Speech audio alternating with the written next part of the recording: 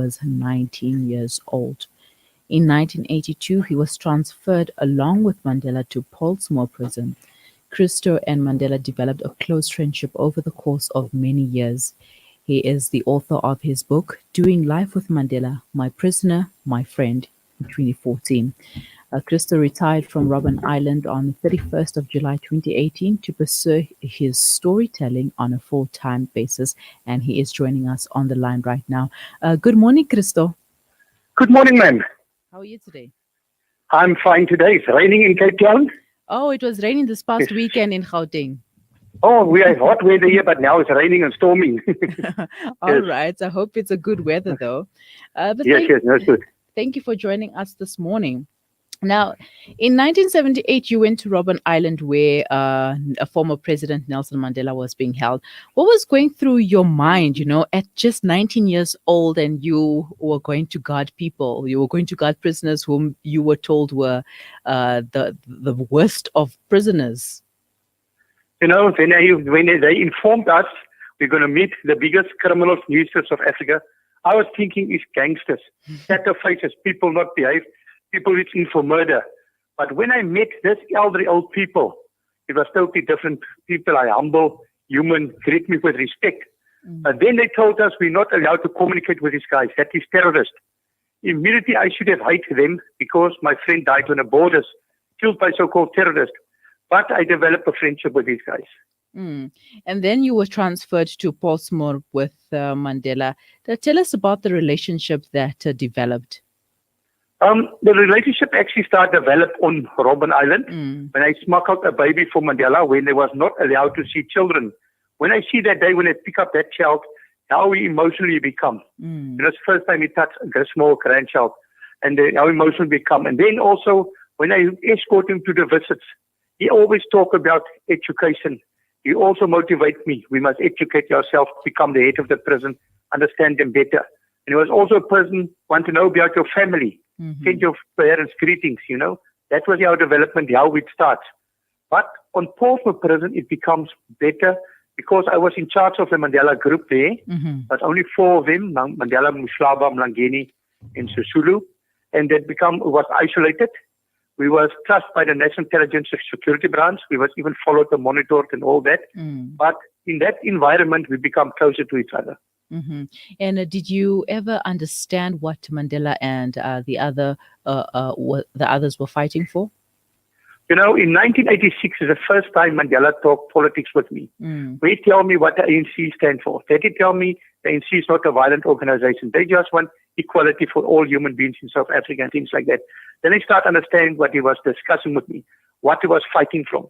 You must remember, he came from the rural areas. I also came from rural areas where I grew up with African people. And that was not only friends on the farm, but only see the differences when we get to the city. That's why we understand each other when we're on the island and Portsmouth. And you wrote your book, Doing Life with Mandela, My Prisoner, My Friend, and you said the book was to educate people about Mandela. What don't people know about Mandela as a person and not a political activist? Mandela was a human being, a down-to-earth person, a humble person, a person go the extra mile to help people around him. He was a perfect person to reach out for people. He was a person tell me one day, Mr. Brand, don't give poor people money. Just help them with education, or food, of accommodation.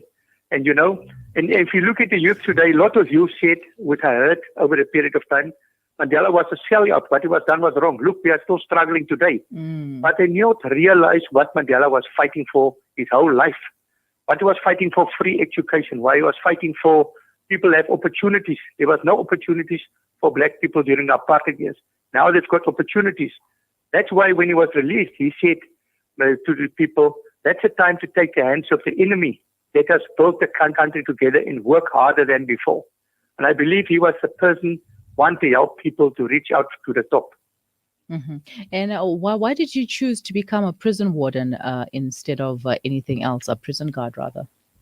I didn't want to become a prison guard or a prison warder. I want to become an electrician. But what happened during apartheid years, all white children was forced to go to military training for 2 years. Then one of my friends left for military training. But that day when I see him off, he said to me, he not want to join the military. He don't want to fight black people in the townships. That year's the military operating our townships. He don't want to fight black people on the borders. He want to become a medical doctor. But then 6 months after his training was killed by so-called terrorists. And when I sit in the church, the priest said what hero this gentleman was to our country. How this gentleman protect our country against the black enemy. For me, sitting in the church, the blacks was not my enemy. This gentleman was not a hero. I decided I don't want to join the military. I will look for something alternative. Then it comes up that a gentleman visit our school. They're looking for prisoner warders. People who can guard prisoners. And that's how I end up become a prisoner warder. Wow. And how did you feel when Mandela was finally released from prison? I was very happy and excited when he was released. And, I never thought he will become the president of our country. But when they announced he become the president, I was very happy for that sake, that he can at least get something back for his struggle for all the time he was in prison. I was very happy when he became the president. Even when he invited me to some functions, his birthday parties and celebrations and things, I was very excited to still be recognized by him. He remember me and never forget me till the end. So after he was released from prison, did you ever get to sit down with him and chat to him about your times together at Portsmouth and Robben Island? Many times. There was many times we sat together, even in Parliament in his office, one day over a cup of coffee. He always invite me for coffee. When I start work on Robben Island every month, or sometimes twice a month, I visit him in Bishop's Court. When he was in Bishop's Court, me and Kafrada was regular visitors to him. Now, there was many times I visited him. Even with his 21 years of freedom celebrations, with Nelson Mandela arranged, that evening after all the people left the home, he don't want me to go. He kept me till late that evening. We sat around the table and still drink the coffee. And what are some of the stories from Robben Island and the moments that you shared with Mandela? I shared the place where when I take tourists to Robben Island on a tour, I take them to all the places where Mandela has worked. The limestone quarry, explain the history of the limestone quarry, but I also worked for a very short period of time. I take them to historic places on the island, take them to Mandela's cell, explain Mandela's cell with the 2 mats, 3 blankets, toilet bucket, and explain the courtyard, the prison garden. Then I take them to the visiting center, explain the visiting center, how they get visits through the glass, how it was monitored by telephone, how it was recorded, talk about his education where he write exams, talk about his legal consultations where it was in without hearing, where we monitor them through the glass, talk a lot of things which happened between us over the period of time. Also the year when I arrived in Robben Island, that year was Mandela's 60th birthday. Talk about the 55,000 birthday cards he received for his birthday. But out of that massive of cards, we identified only 12 cards from South Africa. That was very strange for me. That is where I pick up the name Nelson Mandela must be very important. That was after 3 months on the island. And out of that massive of cards, he only received 6 from his direct family. All the other cards was destroyed and burned and so on.